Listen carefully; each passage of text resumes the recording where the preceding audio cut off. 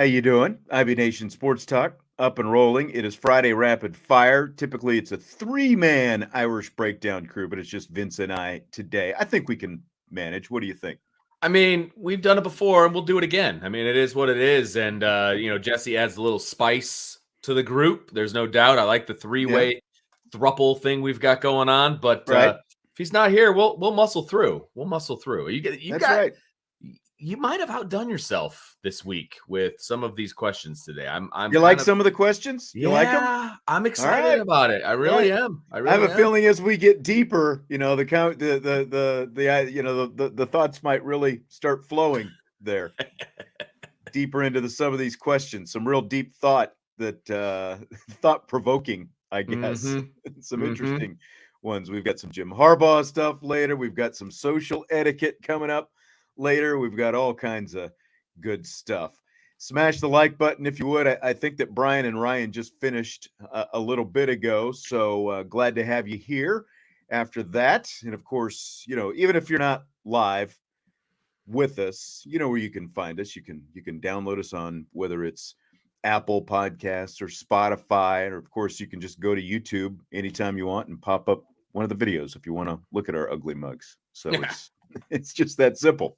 Right. But smash the like button and of course subscribe, rate, and review. Well, we do have a lot to get to, and we start with kind of a different spin on something we touched on yesterday with this whole Under Armour thing going on with Notre Dame. So after the news that Notre Dame is now free to negotiate its apparel and shoe contract on the open market, Andy Staples from The Athletic has an interesting idea for Notre Dame's next deal with an eye toward NIL. Staples says Notre Dame should work a deal that keeps the apparel company's logos on the uniforms, whatever apparel company that happens to be that Notre Dame would go with, but would still allow players to make their own shoe deals with any shoe they want. So, in other words, say the uniforms are provided by Nike, you're wearing Nike uniforms, you got the swoosh or the Jumpman or whatever it happens to be, but players could still wear an Adidas shoe or an Under Armour shoe or a Puma or New Balance, whatever shoe company, they could cut their own NIL deals. So do you buy or sell this idea, Vince?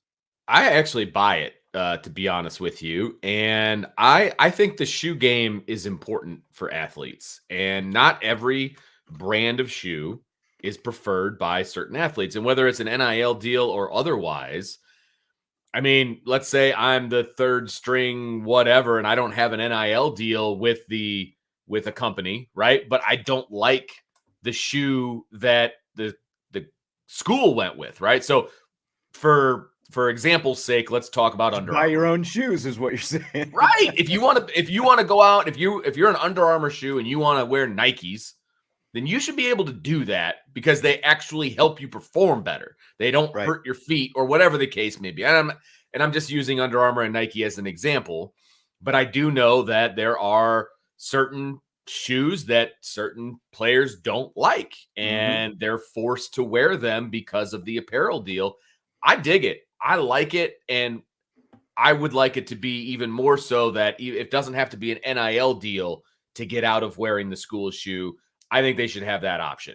The jersey and stuff, whatever. I mean, now that's an interesting, kind of angle to it. Yeah, I just think that where NIL is right now, and for one, I buy this 100 times over. Yeah.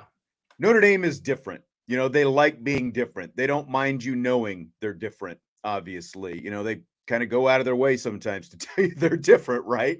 But like they're already different from everyone else because they're an independent. They're different from everyone else because they've got their own TV contract. And obviously a lot of people feel a lot of different ways about that. But like when Jack Swarbrick and Father Jenkins wrote that op-ed a couple of months ago, they doubled down on the notion that Notre Dame is different, and they got slammed by some people, who said, well, Notre Dame is cheap. They just don't want to play in the NIL game. And Notre Dame has said, and they said in that op-ed, they're not going to use NIL to buy recruits, but doing a deal like this, they're going to get their money still from whatever the apparel dealer is. And it's going to be a small percentage of people who actually are able to cut their own NIL deals. like Michael Mayer coming out of his freshman season, going into a sophomore season, he probably could have got something. And maybe that, number grows monetarily by his junior year when, he's on top of the world. Same like with a guy like Benjamin Morrison. Sure. Right. It's like they're only going to be certain guys who are able to do it. Freshmen, it's going to be tougher just because you kind of have to make a name for yourself before, you're worthy of that kind of deal. But Notre Dame, by doing a deal like this, signing an apparel deal that leaves it open to the players to go out and cut their own deals, can say, they can still say, look, we're not going to pay you to come here, but once you get here, there are opportunities, which they're already saying.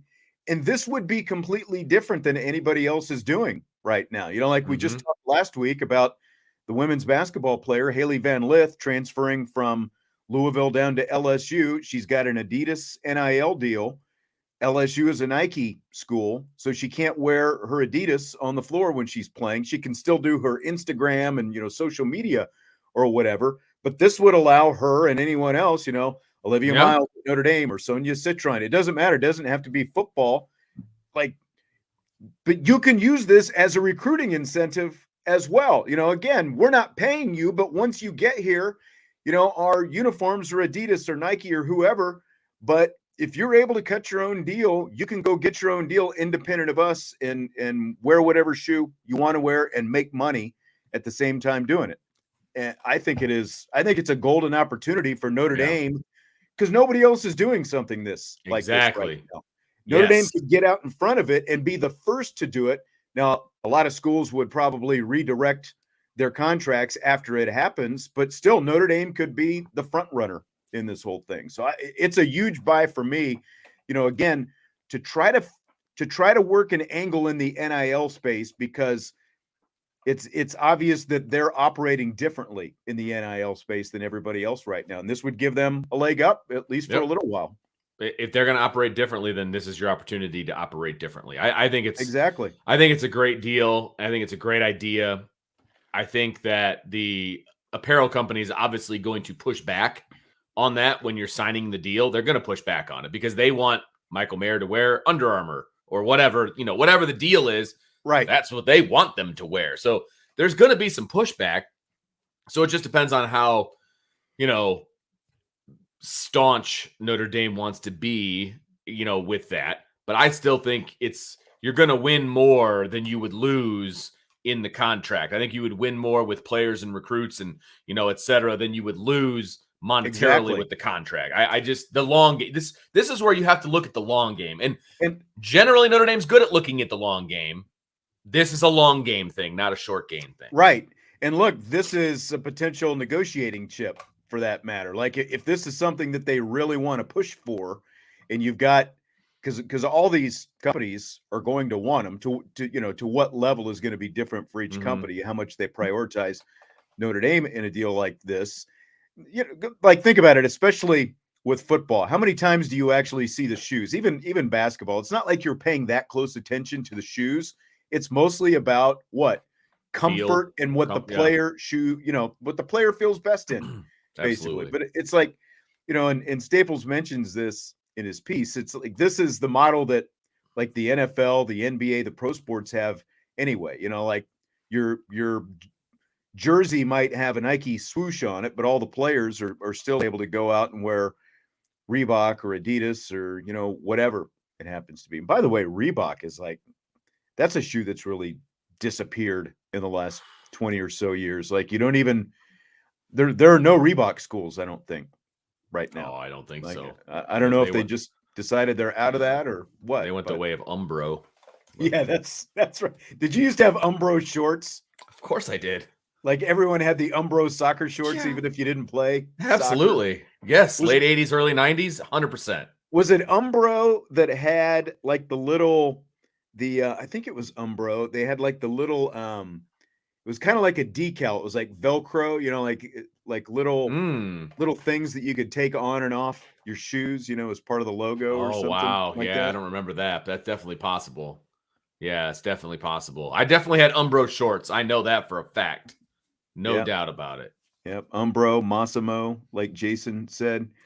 Josh says he wears, and I'm not saying Reeboks are like have gone the way of the dinosaurs as a shoe, Josh. He says, Josh says he wears Reeboks. I'm just saying, like, in terms of, Right. Like apparel deals like this, there are no Right. Reebok schools right now. That I'm aware of. I used to wear a fair. I know I've had a few pairs of Reeboks over the years, but at some point, maybe it was when I moved here, it became mostly Adidas for a long time, and Right. then, just kind of off and on and whatever. But yeah, but I just think that this would be a great opportunity for Notre Dame to go out and give their student athletes a different kind of NIL opportunity that nobody else has right now. Absolutely. I think it's a great idea. I really Yeah. do. It's thinking outside the box. Huh. Amazing. Yeah. So we'll see. We'll see where it goes. Got a long ways to go. But in the meantime, fill in the blank. New Balance is said to be very interested in Notre Dame as their apparel provider. It would be blank if the Fighting Irish go that direction in their next apparel deal. Music to the ears of dads everywhere. That's what it would be. The funny part is, everybody, makes fun of, like, you got to get the New Balances when you become a dad with your jean shorts and you're, working in the yard and the whole thing, right? I wear New Balance tennis shoes. I think they're comfortable as all get out. I'm sorry. And here's the other thing. The reason I got New Balance is because I went out with my kid and his girlfriend, and they're like, these are back. Like, he has a pair of New Balance. Like, I'm seeing kids in the halls. Like, it's an up and coming brand for whatever reason with younger kids. And you got me as to why, but I kind of like the way they look, and I definitely like the way they feel. So I think it'd be, if they can prove, okay, and here's the other thing, right? Because New Balance, they are big in baseball, right? They baseball shoes are New Balance, right? And that's, I've said before, when I was coaching baseball, yes, New Balance had really good looking shoes, and they were, and like major league guys were wearing New Balance, still do as well. If they can prove the New Balance baseball shoe, sure, if they can prove that they are good, with all the sports, and they can. There'd have to be some proving there for me, right? I mean, there just would. But if they can prove it, why not, man? I'm telling you, kids are digging New Balance. They are. They're doing it. Do they? Do they really?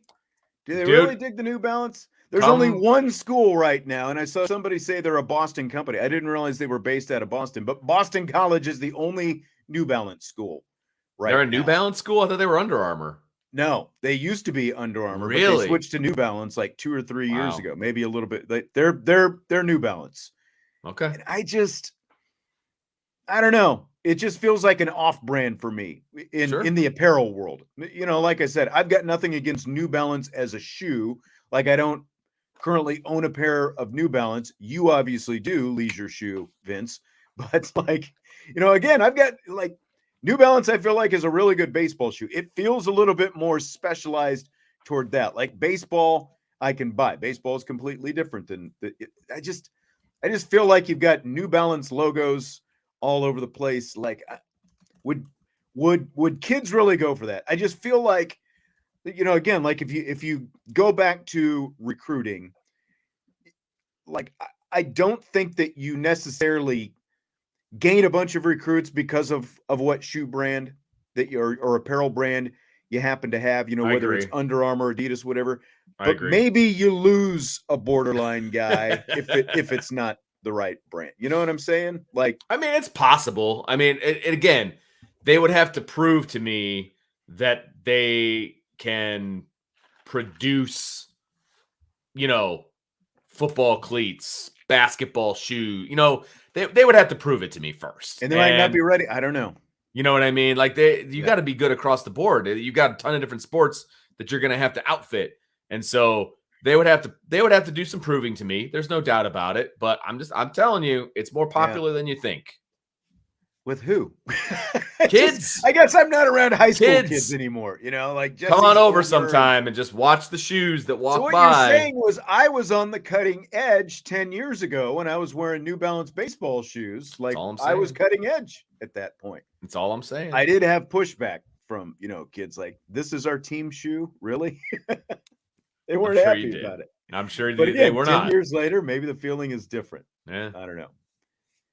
Yeah, I like decaf. I just have a feeling it's going to be one of the Nike brands, whether it's I real feel the exact Nike same or way. Jordan, I whatever, Jumpman. pray that it's not freaking Jumpman. I know you're very low on the jump. Like would a New Balance logo on the jerseys look better than the Jumpman logo though? Like, would you want to see that? I don't want to see a basketball logo on a football uniform. So It's you'd rather literally see a an guy NB playing basketball. You'd rather see an NB just because it's an NB and not a Yes, basketball guy. 100%. I would rather see any logo besides that. They're not putting a guy playing lacrosse on the track uniforms. Like, what? That makes no sense to me. Jumpman can go on the Notre Dame basketball uniforms because it's a guy playing basketball. No, I wouldn't like it at all. Right. Les says Michigan has the Jordan Brand football school and the kids' parents, alumni love the merch. I mean, and I get it, but like you're saying that, and that's exactly what's going to turn a lot of Notre Dame people off. Well, I don't want to be like Michigan. Maybe Vince feels like that. I don't know. I don't want to. Hey, the money's gonna talk in the end. I'll like, to me, if it was New Balance, I would probably maybe not mind the apparel side of it if it's New Balance, but like it might need to be a different shoe to go along with it. I don't think that they can miss on the shoe. They've spent a decade wearing shoes that a lot of players just don't feel like perform the way they need to perform right now. And I don't think they can miss on the shoes this time. Agreed. No, I agree with that. And that's why I think the idea that you had at the beginning about the being able to pick your own shoe, I think that, I think that opens up other doors for who you're going to go with from an apparel side. Yeah, exactly. And, again, going back to that, in case I didn't say it, like you do a deal like that, whoever the apparel company is still going to be providing shoes for probably 99% of all the student athletes in your programs. It's going to be 1%, whether it's, football, the basketballs, baseball, so whatever it happens to be, it's going to be, like 1 to 5% who are actually going to, have those kind of NIL deals where they're going to get something out of it. Everyone else is still going to be wearing whatever shoe that, with the company that you sign with. But. Sure. Oh yeah. I would take whatever Under Armour shoes they want to throw my way. I'm sure you would. Bring it on. It says free. Vince doesn't have to go to the garage sale to get free. That's all I'm saying. That's all I'm saying. So maybe if Under Armour loses the contract battle with Notre Dame, Irish Breakdown can take Under Armour under its wing. We'll be the Under Armour. Bring them in. Dealer. I got my Under Armour shirt on right there. They can outfit us. They can outfit us. There you go. I wouldn't mind that. I've said before, I think Under Armour, gear and stuff like that is really good performance stuff. It's just they have missed with the shoes. And I'm not just talking about the look, as I've said before. I'm not talking about the look of the shoes. I'm talking about how they feel and the performance that the players feel like they perform on their feet, which is the most I don't think I've thing.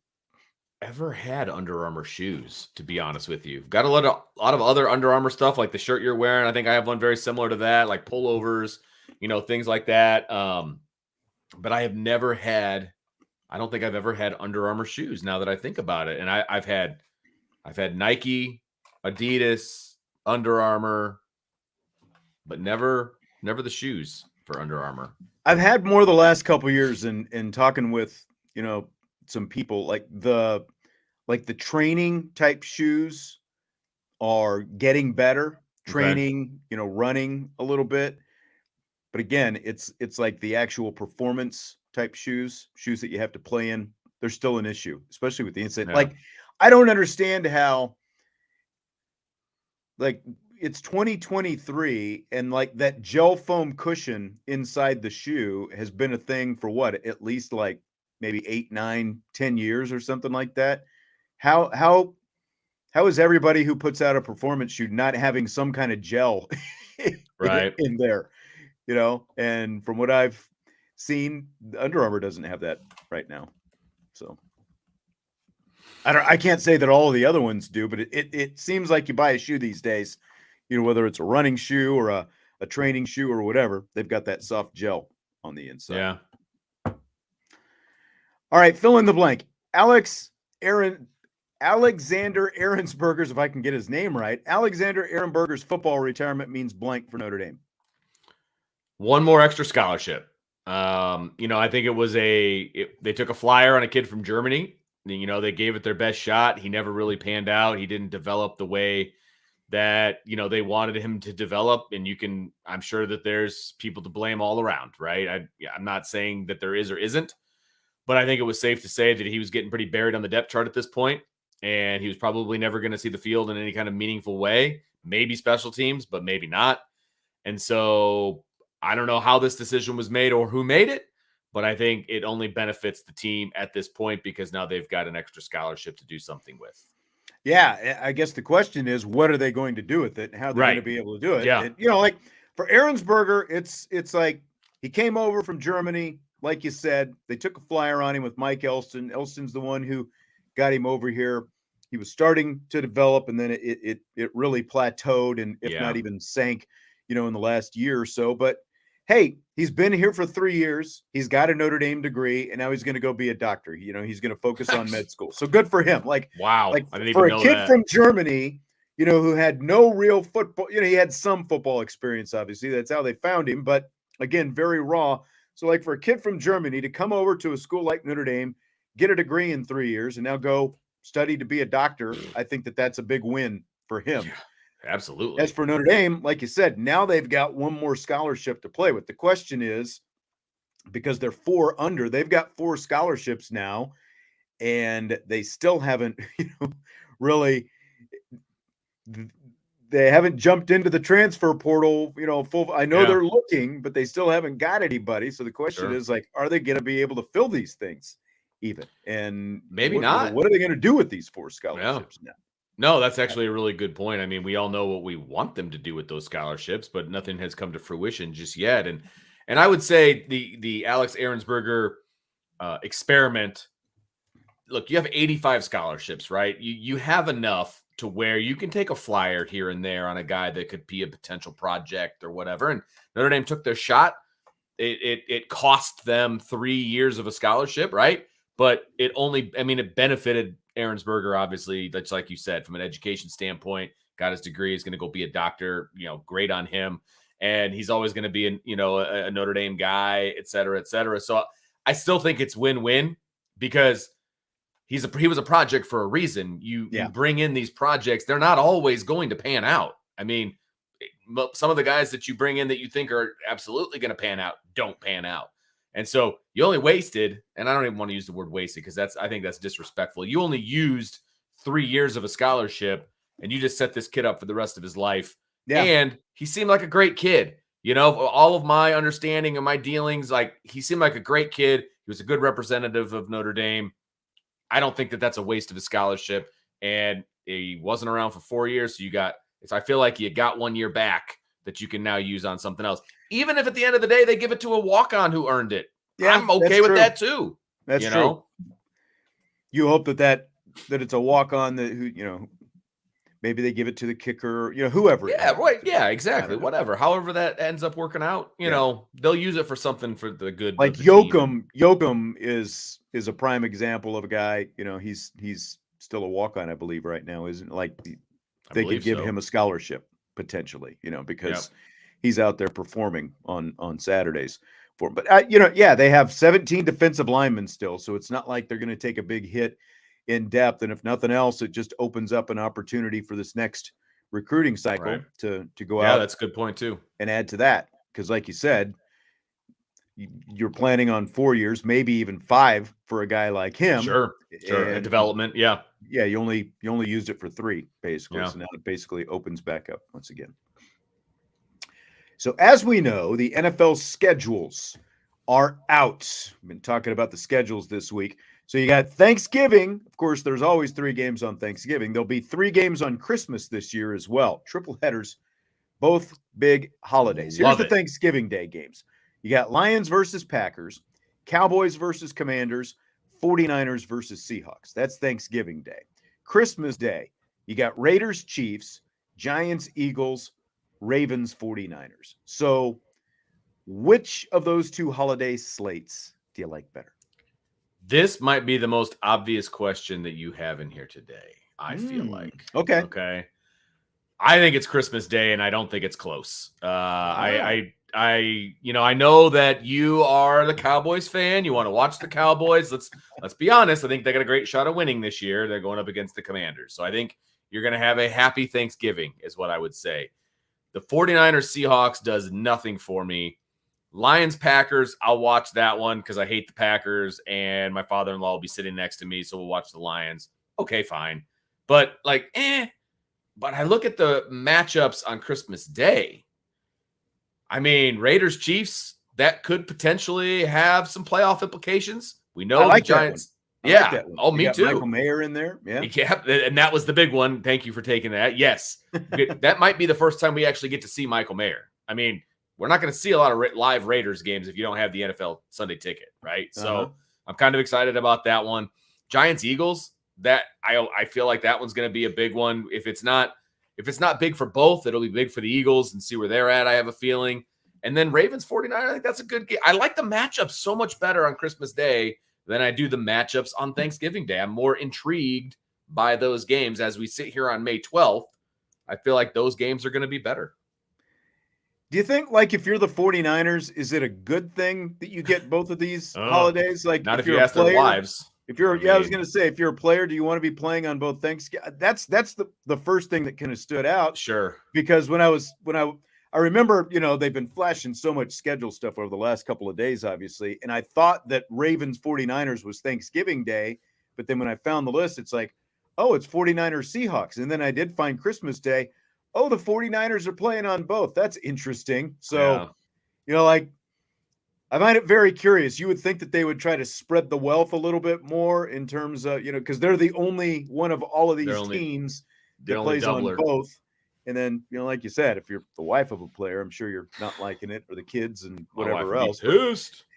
It's like I've said, I'm not always thrilled about watching the Cowboys play on Thanksgiving Day. I actually do like that 49ers Seahawks more than I like 49ers Ravens on Thanksgiving Day. I like Lions Packers better than I like Giants Eagles. I don't like either one of those teams. So like I have no one to pull for at all unless, like playoff. Something's going to help you. I guess by then I'll probably have, someone to pull for, but the other team will probably win in that instance. And then I do like Chiefs Raiders as a matchup, but I got to go with Thanksgiving Day overall, just because I don't like that Giants Eagles, and I like 49ers Seahawks better than I like 49ers Ravens. Okay. All right. So the Royals beat the White Sox on a walk-off squeeze bunt yesterday. Do you buy or sell the squeeze bunt is more exciting, especially a walk-off squeeze bunt, more exciting than a walk-off home run? First of all, a squeeze bunt in general is more exciting than a home run, period. A walk-off squeeze bunt, oh my goodness, that's the script I want. Like, that is an awesome, because there's so much more execution that needs to take place for me in a walk-off squeeze bunt than it does for a home run. And I went to a clinic one time, and a guy was talking about home runs, and he was talking about how a home run is a mistake. Like that's not how we teach to swing the bat. You don't teach to swing like this. Like, that's a mistake. Hitting a home run is technically a mistake. There's more skill involved than actually executing the bunt, not just to get it down one, but get it down in the right spot so that it's not right back to the plate. Yeah. 100%. And there the play takes longer. I think there's more excitement to it. It's hands down, not even close. The squeeze bunt walk off, that is awesome. Yeah, and I completely agree. By the way, ballsy by the coach, and that's what I love. I won a game on a squeeze bunt, and I was like ready to retire right then and there. Like, I felt great about it. I never won a game on a squeeze bunt. I was going to ask you if you ever had, but our guys executed a lot of squeeze bunts. I love the squeeze, because no matter what, it's just like, no matter when you call it, when they get it down and that run scores, like, it just catches everybody off guard. And it just, everyone gets so excited about, just a little tap, and here comes the run across the plate. Everyone's fired up about it. I love the squeeze bunt. So it is absolutely more exciting than the walk-off home run to me. And because again, it's like it's more surprising, I think. Yep. And I also think that it's a lost art. Like bunting is a lost art. Yeah. And that's another reason why I like it so much. Yeah. Chi-Town, good point. Unless it's a grand slam and you're down by 3. That's exactly okay. I have called a walk-off grand slam once in my career. It was my first year doing Notre Dame baseball way back when. Walk-off grand slam with 2 strikes. That was very exciting. That's the one and only time that I've ever seen that, a walk-off grand slam. That's awesome. Yeah. Okay, so you may have heard about Jim Harbaugh's affinity for mowing his yard. Did you hear this story come up this week at all? No, but I loved reading it. Okay. So Harbaugh told Sports Illustrated's Pat Forty that if he had anything else he could do for a living, it would be mowing yards. Harbaugh says it accomplishes 3 things for him. 1, clearing his mind or thinking of new plays. 2, feeling good about his accomplishments. And 3, either making or saving money. So are you on board with Jim Harbaugh's feelings about mowing the lawn, and or is there anything that you do that gives you a similar feel to what he's describing? So basically, you're comparing, or he's comparing himself to Forrest Gump. That's what I got out of that whole thing. Right. He's basically Forrest Gump. Okay. So the whole mowing the yard thing, I do agree with him in the fact that it does give me time to like be alone with my thoughts, and you can kind of get some things figured out. You can kind of, I like to listen to podcasts while I mow the lawn, like that kind of a thing. I kind of enjoy that. Now, I will bitch and moan the entire time leading up to cutting the lawn. But I will say, as I'm in it, I'm enjoying it. I'm enjoying the piece. I'm enjoying the thinking process. And when I'm done, the sense of accomplishment is legit. Like, it's legit. Every time I mow the lawn, I go up, I go to take a shower. There's a window right next to my shower, and I always look out at the backyard at my straight lines and everything. Like, there is a severe sense of accomplishment there. Feeling good about it. I hate to say that I agree with Jim Harbaugh on something, but I do agree with Jim Harbaugh on most of this. Now, I wouldn't look at it as a money-saving thing because no time ever did I ever think about farming out, cutting my lawn, because I'm not Jim Harbaugh money. Mm-hmm. And I'm sure he wouldn't even feel it if he was doing that. But the other 2, I absolutely agree with. Yeah, I'm guessing, like Josh said, he must be on a riding lawnmower. Well, there's that too. I never, in the house that we live in now, we've been here for almost 4 years, got a big yard.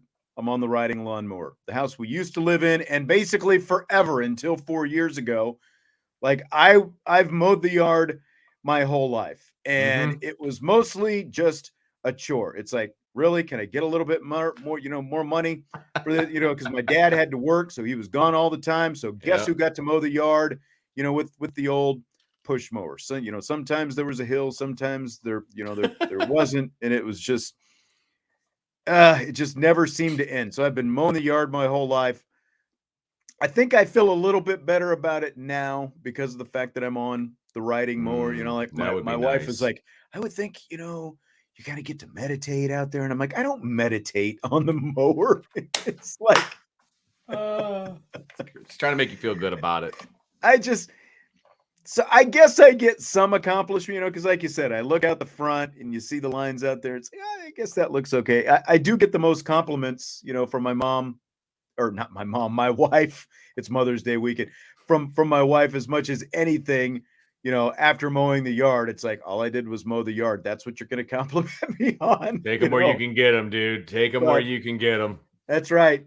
But I don't know. I actually tried to get a yard mowing job. I remember one summer in college, and I couldn't even get that as a part-time job. So, I felt like it was something I did. I do feel like I'm a fairly accomplished yard mower just because of the time that, again, we're talking about right around 50 years doing it now at this point. So I feel like I'm all right at it, but I don't know if I'm as invested in it as Jim Harbaugh, because he also is sort of like bemoaning, some other stuff that he said. He's like bemoaning the fact that kids don't mow the yard anymore. And, and all that.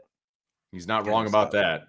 Yeah. He's not I mean, wrong. I have a Jesse, 16-year-old and I mow the lawn. So yeah, I was going to say, Jesse never had to mow the yard. But again, like we're around all the time. The reason I had to growing up is because my dad was on the road, working and all that kind of stuff. So I inherited that. It was a lot of fun. Yeah, I don't see. And here's the thing. If all of a sudden one day, like I was told I never had to mow the lawn again, I would be totally fine with that. You know what I mean? Like that would not faze me in any way. I'd be like, boom, aces. Awesome. But I will say when I get done, there is a sense of accomplishment. And I do like listening to the podcast and yelling at the people that I don't agree with and nobody can hear me because I'm pushing the mower, that kind of a thing. So that's true. Although I would love to graduate to a riding lawnmower someday. Like that is my dream that I have not fulfilled yet. I remember my worst lawn mowing story is girlfriend in high school. Her grandmother needed the yard mowed, and it was like it was tall. It was tall grass. She didn't have a mower, so I had to take my own mower and then also had to bag it all up. And when the grass is that tall, like you're stopping like every you're talking like pass and a half. That's right. You're always stopping and starting again.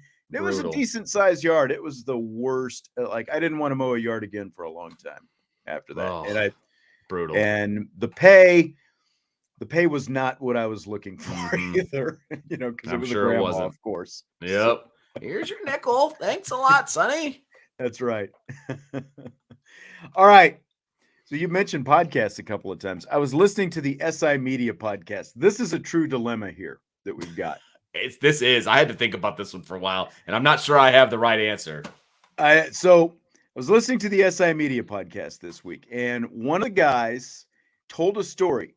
He was supposed to go to his nephew's birthday party, a kid's party. It's like, I think it was like a 3-year-old or something like that. So the dilemma was he's a huge New York Knicks fan, and the Knicks had a playoff game at the same time this kid's party was going on, his nephew's party. So his brother-in-law, the kid's dad, tells him, don't worry, I've got a big screen TV.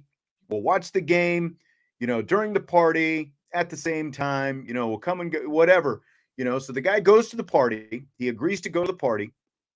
And when he gets there, the TV's not working. And he's like, what happened to the TV? Well, it turns out the kid had taken a bat to the TV. And it wasn't just like the day before. He's like, well, when did this happen? 2 weeks ago, after the guy had just told him the day before, reassured him, that come over, you'll still be able to watch the game. And he's like, well, why didn't you tell me? And the guy's like, well, I didn't think you'd come if I told you that the TV was broken.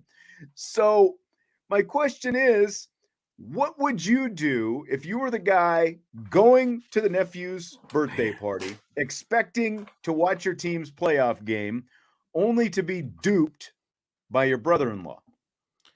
There are so many questions I have about this whole scenario. Okay. Number one, why did the brother-in-law tell him the truth? Been like, oh, he broke it this morning, man. Like, right. Just because, like, you can go to Costco and get a brand new TV in a hot second. And it sounds like, because like he said, they had a fairly big house and multiple. It's like, it sounds like they weren't like, like they were well off enough that they should be able to afford another TV if it happened 2 weeks ago. Right. So that's my first problem with this whole thing. Number one, replace the TV. Number two, if you're not going to replace the TV, lie to him and say that it happened that morning. Okay. Beyond all of that, was the host married? Yes. Or and he had. I think it was like, okay, so it was. You've got sisters, so like they're each married to the sisters, basically. Okay. The two husbands, like each, like have married to the sisters. So it's that like makes it tough. Okay. It's like if your wife and my wife were sisters and we were each married to them. Basically. Gotcha. That's the brother-in-law. That's the brother. Okay, gotcha. That's the brother-in-law, because it could have been like his sister and brother-in-law, the kind of a thing.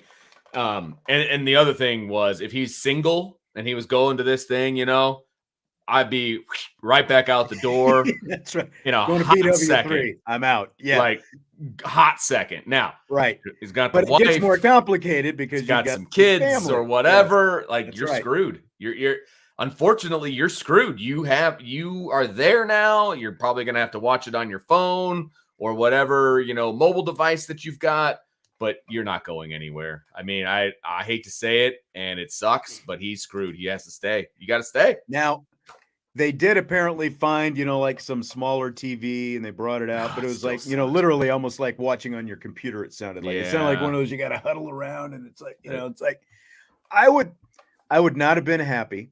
No. And, it's like add it to the list of, reasons why, like, you don't go to parties, with a bunch of people. It's like why we don't go to Super Bowl parties or college, Right. like Notre Dame Yes. parties. And I've been invited to plenty of those in the past. And it's like, I got to watch the game. I actually have to pay attention to the game, that kind of thing. So, if I got there and like if it was a Notre Dame game and I got there and the TV wasn't working, I would not have been a happy camper. Now, you still have to kind of put on that face. It's not like you're just going to explode on everybody, but still, like, I remember it's messed up. A Thanksgiving a few years back. We went to Kansas, and it's Thanksgiving Day. Who do I watch on Thanksgiving Day? The Cowboys. That's right. We watched the Cowboys, and I was reassured that at this family gathering, we were going to be able to watch the Cowboys. Well, we're in Kansas. And it was one of those years where the Jayhawks, Kansas basketball, is playing in one of these Thanksgiving tournaments, right? It's like, okay, I'm obviously a Kansas alum and they're my team as well, but this is Thanksgiving Day. And it's like Thanksgiving Day Dallas Cowboys far exceeds Thanksgiving Day, like third game of the season Kansas Jayhawks basketball. But because we're in Kansas, it's like, the state sport, like, everyone in the family, and all you're 20 in Kansas, people, you're there. Want to watch the Jayhawks, and I was not a happy camper by any means. Yes. That is brutal. Yes. That's brutal. And I was there? But all you can do is sit there and grin and bear it. Basically, and there probably wasn't another room of the TV that you could go to. No, there was not. Exactly. Right. That's not right. It's not right. It's not fair. No, and we were all duped. Yeah, you absolutely got duped. But you're at the in-laws. There's not a whole lot you can do, unfortunately. Mm-hmm. That's right. That's exactly right. Well, and I've been through that before as well. Like when we've been at their house and there's a Notre Dame game, and again, I've got it. Like, even though we might be back there, it's like I can still work from there or whatever. And like they kind of get bent out of shape that, okay, we can't just flip around because the game gets out of hand. I've got to watch this game from start to finish. There's still things that I have to talk about or write about or whatever happen. It always becomes an issue, and there are only so many TVs. We have a lot more TVs in this house than probably the whole group of them have in all of their houses back there. So we provide viewing options when you come to the Stiers household. Yes, it's not that hard. It's not that hard. Right. All right. Well, that's all we've got for today. We kind of breezed through it without Jesse. We got through, I think, a little quicker than we usually do. I was looking forward to some of his responses to some of these things, and but that's okay. He's got a life to lead. I was kind of hoping for his input on this one as well, because he's single and he just went to a kid's birthday party about a week or so ago. Really? So, yeah. Woof. So I would have been interested to get his take on that. Woof. Yeah. That would have been horrible. The only good thing is with our family, we host everything. Okay. So I got control of, I want to say the clicker, but it's not a clicker. It's the remote. I got control of the remote, baby. And what I want to watch is what we're watching most of the time. So it's beautiful. And we've actually got, like, in this place that we're in now, there's like, we call it the den, and then we've got the living room, and there's a TV in each room. So like, and there's, you can't, there's obviously still a wall there, but you can still kind of socialize a little bit. Like you can go to one room and kind of shout at somebody, so people can watch different things. And we actually did that. I think the last time they came here, we had like football in one room and basketball in the other. See, room. So something for everybody. It's a perfect compromise. That's right. But my in-laws, they don't have the same space. All right. Well, appreciate you being here today. And it's been a good week. We will talk to you on Monday. Hit the like button on your way out. Happy Mother's Day to all the moms out Yes. there, and to all the, the wives and grandmas and mothers and all that kind of stuff as well. Everybody have a great Mother's Day weekend. And we will talk to you on Monday on IB Nation Sports Talk.